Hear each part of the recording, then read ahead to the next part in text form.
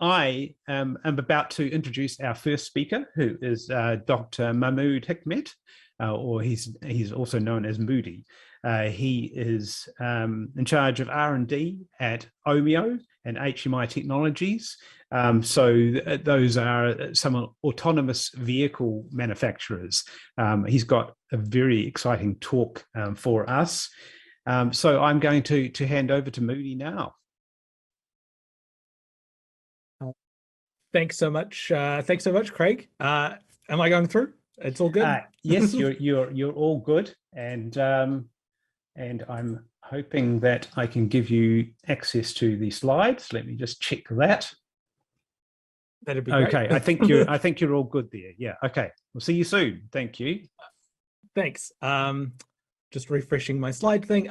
Thanks again, Craig, for that introduction. I still can't see the screenshots on my slide thing, but I'll leave it to the background people to work it out. But yes, as Craig mentioned, hi, my name's Dr. Mahmood Hikmet. I'm the head of research and development at Omeo. We're an autonomous shuttle manufacturer based out of New Zealand and Australia. I'm pretty sure we're the only ones in the Southern Hemisphere. I haven't been corrected for that just yet. So I'm going to keep saying that until someone picks up their PR department or someone reaches out. Great. Now clicking just needs to be enabled and I will be able to get started with my talk. Great. Everything looks great. So yes, hi. You should see my slides on the screen as well now. You could see a link to my Twitter account if you need to reach out to me. And also I make educational videos on YouTube if you're interested in learning more about autonomous vehicles. So when I started my job as head of research and development, and remember, I'm here as my own rather than representing necessarily the views of my employer. When I started that role, I thought that I'd be spending a lot of time doing technical direction and really getting my hands dirty with R&D and actual technical work. But the more I did my job, the more I realized how the biggest, I guess, blocker to the R&D and the continuous production of these new technologies isn't so much the technical aspects, but it's the communication and speaking and educational aspects of that. So as time's gone on, I've shifted more towards a educational communication role. And in my conversations with people about autonomous vehicles, the same problem comes up almost every single time. And you may have heard about this. It's called the trolley problem. So what is the trolley problem? I'm aware I'm speaking to a conference of skeptics, so I'm sure a lot of people here know, but here's a very short video from the BBC which explains it in very brief detail. Down this stretch of track, a runaway train is about to career. In its path are 5 unsuspecting people who will all die if the train hits them. But there's a switch. It will divert the train onto another track, saving the 5, but condemning 1 unsuspecting person to certain death. In essence, you have to decide, do you kill 1 person who's not in peril to save 5 who are? Right. So it comes down to a very sort of like, it's one of those armchair moral questions, like, do you intervene in a situation where something is bad that's going to happen, but through your own hands cause someone who is not involved to die for the greater good, you know, a very utilitarian view? Or do you let things play out in a sort of non-interventionist way? And there's no such thing as a right answer here. Everyone's got a different opinion over what's right. This one's one of my favorites. Uh-oh, Nicholas. This train is going to crash into these 5 people. Should we move the train to go this way, or should we let it go that way? Which way should the train go?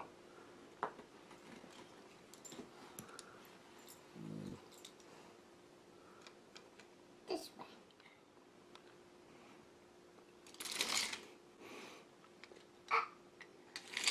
Uh-oh. Again, there's no judgment. You can judge, I guess, but I'm not gonna. But there's no such thing as a right answer. But you can play this out. You can change a whole bunch of things in there. It's even turned into a meme. Like, this is my attempt at making the trolley problem meme die, is by presenting it at a conference. So let's just let the trolley problem die, please. But then when it comes to autonomous vehicles, you would have noted that this was just a train on a track. This problem gets shifted ever so slightly to be presented as one about autonomous vehicles. And it usually takes this form. Again, this is another video from the BBC. It did too. Let's play this one. Imagine you're driving down a country road and a whole gang of people jump out in front of your car. There's an escaped convict, a toddler, a mother with a baby, a 95-year-old war veteran, and a small kitten called Pickle. You can't brake or swerve, and you're going to kill one of them. Which do you pick? So it's got this like the vehicle is again it sounds really similar, but the question is actually a lot more different. It's you've got a whole bunch of people and you're deciding who to kill from this group of people that could have any one of a lot of qualities, even down to being a kitten or being a criminal like that. And it's not just the BBC, like MIT have released something called the Moral Machine, where you can go to this website, it's still live now, where it presents people with randomly generated instances where there's maybe a group of women, one of them's pregnant, versus a group of men where one of them's a burglar, and you're choosing who to run over, etc. They're trying to crowdfund morality, I guess, which is really interesting, but it feeds into this notion that autonomous vehicles are capable of making these last-minute decisions, and there are these shady programmers in private companies that are making these life or death decisions about these vehicles that are going to go out on the street. It assumes this position of like omniscience and omnipotence on the vehicles, except for the fact that they can't brake, but they're able to choose magically who to kill in a particular situation. A spoiler alert for this entire talk, the vehicle just brakes. It stops if there's anything that gets in front of it. But that's a very unsatisfying answer to people who think that this is a very interesting question. So I wanted to dig into that a little bit. I wanted to understand, I wanted to explain to people a little bit further who might think that this problem's applicable. So let's take it all the way back to basics, and I want to explain to you how an autonomous vehicle moves. This is way back. So looking at it really, really simply, this was one of my first experiences with robotics. And we had these little robots called roamers. Some people call them ladybugs as well at primary school. You could create this little program for the roamer, and it would sort of go forward 2 meters, turn right 90 degrees, etc. And you could put this like little, you can put a pencil in that little hole that you see around the arrows. And you can make it draw these geometric shapes, which was really, really cool and fun to do. So if you were presented with a roamer like this, and you had a list of instructions that came down like this, this would be what the program would look like internally. You could just step through the different parts of that program, and you'd be able to see what the roamer would do as it went through. And if you're a particularly like visually savvy person, you might be able to look at just the program, and then you could see that the shape, the final shape that it would end up drawing would be this weird number 7 that I ended up making. But you do that just by looking at the program that was there. Cars or autonomous vehicles work in a very similar way to that, in which that we can give it a series of actuator inputs, that is the steering and the throttle, and we can, for the next few time steps, see where that vehicle is going to end up, where that vehicle is going to end up going based on our inputs, our sets of inputs. So that's how an autonomous vehicle moves. Now, how does an autonomous vehicle make decisions? This is where the autonomous part of it comes in. So an autonomous vehicle, there's no one set answer here. Every company has its own approach, and they range. They sit on a range, particularly one between one side, which is explicit, an explicit program, which doesn't mean that your vehicle is like shouting out swear words or anything like that. It means that the programmer is explicitly defining what happens in each situation. All the way to the other side, which is a more data-driven approach. This would be where machine learning would sit, where you show the vehicle what good driving looks like, and it eventually learns to be a good driver. The advantages of an explicit system would be that you have ultimate control over what the vehicle ends up doing, but it starts to fail when it's presented with a situation that the programmer had not accounted for. And it's really difficult to account for every single situation when you're creating a program, when you're starting, especially one in a complex environment like the road network. The data-driven side is very good at generalizing, so it's able to act in situations it's never seen before. However, there might be some emergent behavior that the programmer never programmed into there that you're not quite sure how to get rid of. The behavior is only as good as the data that you end up putting into it. So you get pretty good results pretty quickly, but it becomes so hard to eke out those those imperfections until they're all perfect at the end. The one I'm going to talk about today is a little bit in between those two. It's a model-driven approach, which might sound complicated to people who've never come across it, but don't worry, we got this. I'll take you through it. It's not as complicated as it sounds. So the type of model control that I want to talk about is something called model predictive control. This is where we make a software version of the vehicle inside the vehicle's brain, very similar to the one I showed before, that's able to, we can simulate what it does over the next few steps. So we can say, okay, if I turn to the left and press the accelerator for the next 2 seconds, I know where I'm going to end up. It's probably not going to be a good place, but we can simulate that before it happens to judge whether or not that's something that we want the vehicle to do. And we can make a whole lot of these guesses, so many of these guesses, before we set out on the best path that we do. But then comes the next question, which is, how does an autonomous vehicle know the best outcome? This is starting to get a little bit into the trolley problem, right? But when we're talking about optimization problems, rather than thinking about it in terms of the best, we like to think about it in terms of the least worst, which is a very pessimistic view of the world, but programmers are generally pessimistic the way we do things. So we look at the least worst outcome. The way we do that is by introducing something called cost. And cost is bad through this perspective. It's something you don't want to build up. You could call it like bad car points. It's something you don't want to accumulate. And we assign costs to every behavior that we don't want the vehicle to do. Things like speeding, hitting something, veering too far off the track, steering too wildly. All of those would accumulate different levels of cost. And the vehicle would need to, through optimization, pick a path that incurs the least amount of cost. That's how we get that emergent behavior. We're essentially putting, I don't want to call it the morality system, but we're putting a system of, I guess, value into the vehicle. So what does a cost function look like? This one's really simple, but let's look at one where cost is equal to x squared. So we can say x is the distance from the center point where we want the vehicle to go. The further it veers from the rail we want the vehicle to move on, the bigger the cost becomes. So we can start with something like a cost of 10 meters away from the track. We don't know that this is bad or not, but we guess, and it's 100. So the optimizer wouldn't know what the shape is. It would be guessing. All it would be seeing is those yellow dots.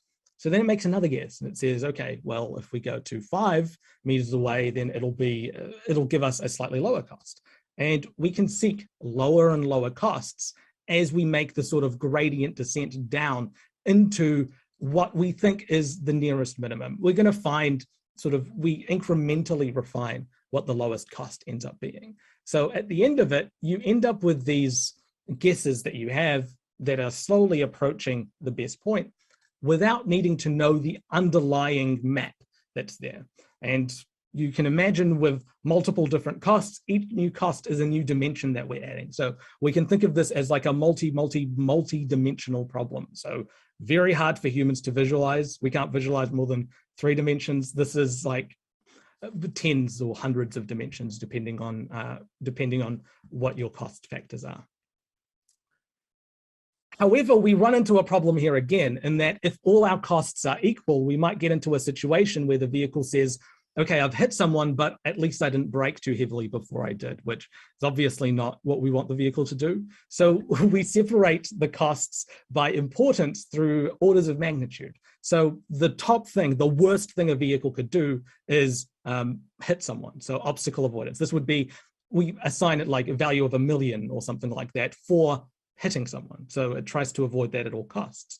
The next thing would be the mission tasks. These would be, are you obeying the speed limit? Are you on track? Are you going where we want you to go? And then finally would be comfort. So things like don't brake too heavily, don't swerve too much in between two individual time steps, things that increase the safety of the ride at the cost of being the optimal track. So this would be, that's how you avoid getting a rattly steering wheel as you're trying to stay on the line. You can say, you can slightly snake a little bit so that it's generally safer for people on board. But that's how we get that emergent behavior. Now, what does a cost function look like in terms of space? We can think of this as one for space. We've made this little horseshoe shape, which is the path of the vehicle. And the further that the vehicle steps out of that, like before, the more expensive it is, or the worse it is. So a path through this would look like this. It would be, imagine you're at the bottom of a valley and you get told don't run uphill, but keep moving forward, and you can't go above this altitude. Then this is the path that you'll end up taking.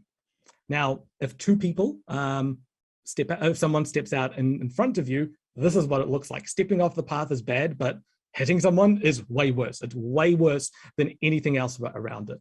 And your path, in this case, ends up looking like this, where the vehicle can't go through or around the obstacle, so it just ends up braking. Like that's what it does.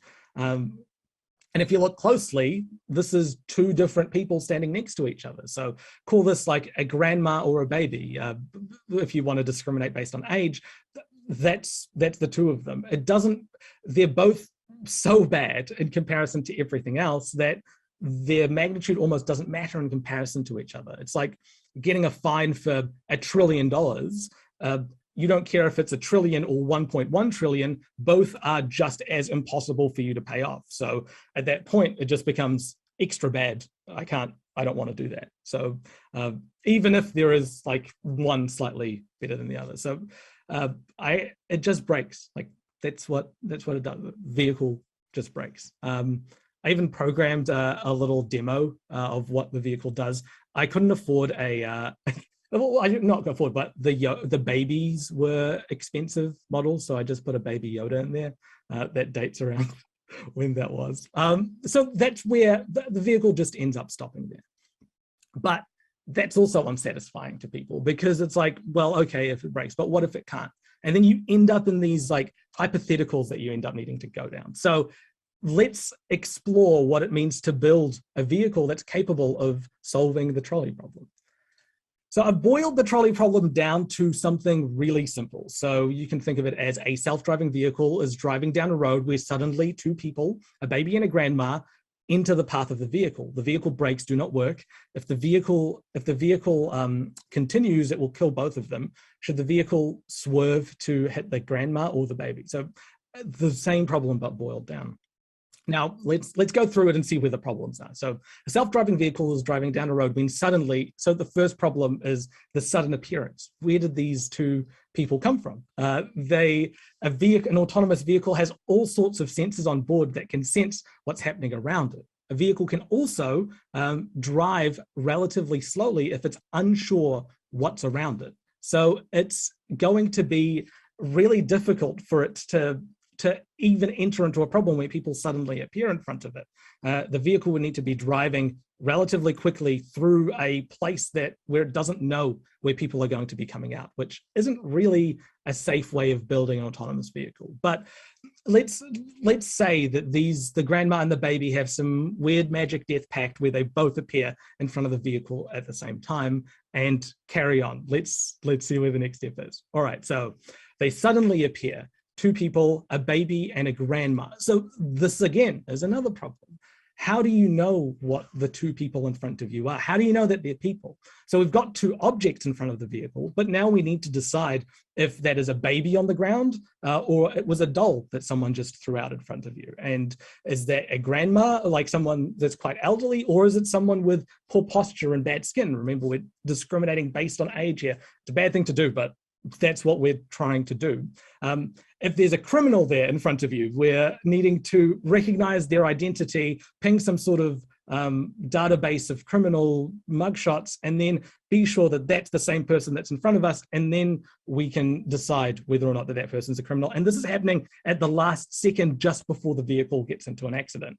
We need to do this so quickly. It's such a complex problem that we need to have solved not to a very, very high bar and of accuracy. So we're not talking about a Snapchat filter where it mistakes your mustache for your mouth. We're talking about deciding who lives and who dies. The reliability of these algorithms need to be incredibly high and very certain about what they're doing. And I'm not aware of algorithms out there that exist that can do this at the moment, that can also fit on a vehicle. But let's assume that the vehicle can do that. Okay, so the two people, a baby and a grandma, enter the path of the vehicle brakes don't work. Oh, well, who cut the brakes? Why don't the brakes work?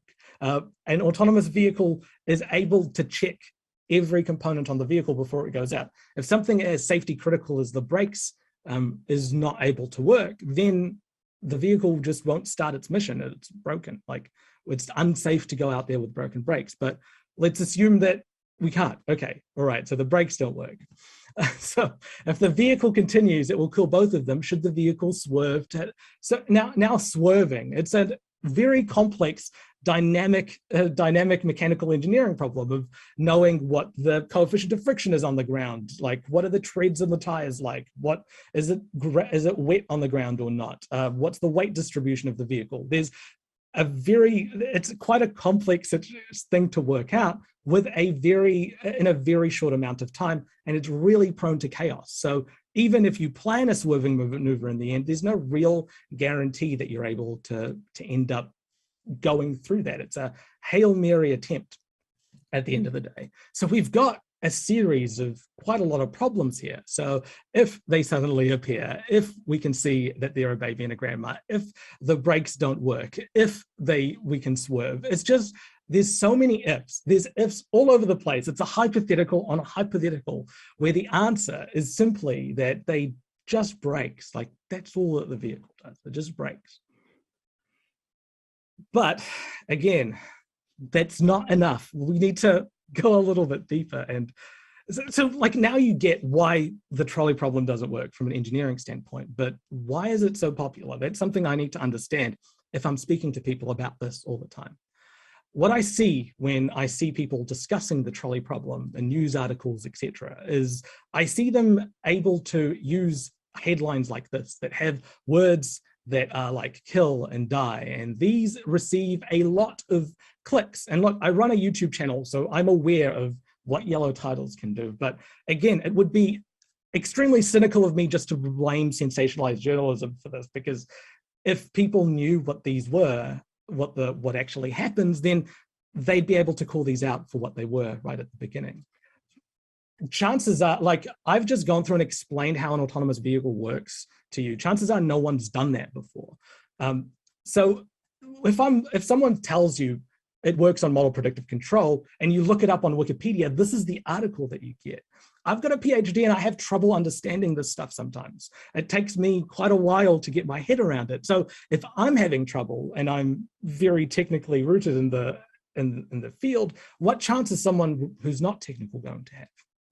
So to me, it comes down to science communication or science miscommunication. The fact that the way that we communicate technology is not accessible to most people outside of that field. And that burden lies on engineers. And that leads to two very different things. One, either you're over-promising or you're oversimplifying something, or you're creating misunderstandings or you're complicating situations. Both lead to very different situations. One is where people are either, they become inevitably disappointed when the software doesn't end up doing, or the technology doesn't do the thing that it should, or they get kind of apathetic or scared of it because they don't understand it or they don't care about it. I won't get stuck on this one, but like getting people to overtrust or distrust technology either gets them to put the situation or technology in a place where it's unsafe, or they might distrust it and never use it in the first place. So it's not a great place to be. We need to be able to tell people exactly what these vehicles are capable of doing. So, and look, it's not a reflection of the people asking the question. I've been asked this question by all sorts of people, from like people that are members of the public to regulators. And the other really big drawback here is that decisions about technology are still going to be made regardless of whether or not the people that make those decisions understand the technology or not. And that's going to, and no decision is also a decision. So for a regulator, if they don't make a decision, that's de facto giving control to the private industry to determine what happens there, which isn't so good everywhere. So I want to leave you with the actual moral dilemma. I came here to talk about the trolley problem. I want to leave you with an actual trolley problem because they do exist in the field of autonomous vehicles. So for autonomous vehicles, 94% of road accidents include human error as a contributing factor or the critical factor of an accident. So that would be something like this. So 94% of the time, a human could have stopped an accident that happened on the road. Autonomous vehicles are they're still going to cause road deaths, but over time, they're going to get safer. They'll never be 100% safe, but they'll incrementally approach 100% as time goes on with diminishing returns. Okay, so there are currently 400 people that die every year on New Zealand roads. In the US, that's 40,000 people. So 10 people, one person a day in New Zealand, 100 people a day in the US. So we can, as they become safer, introducing autonomous vehicles could lower that number. But if you do introduce autonomous vehicles, the remaining deaths will be caused by the autonomous vehicles that you introduced. So you're a regulator. How long do you wait before you pull that lever? That to me is a trolley problem, and one much worth working out than one about who lives and who dies in a weird situation. Anyway, thank you so much for listening.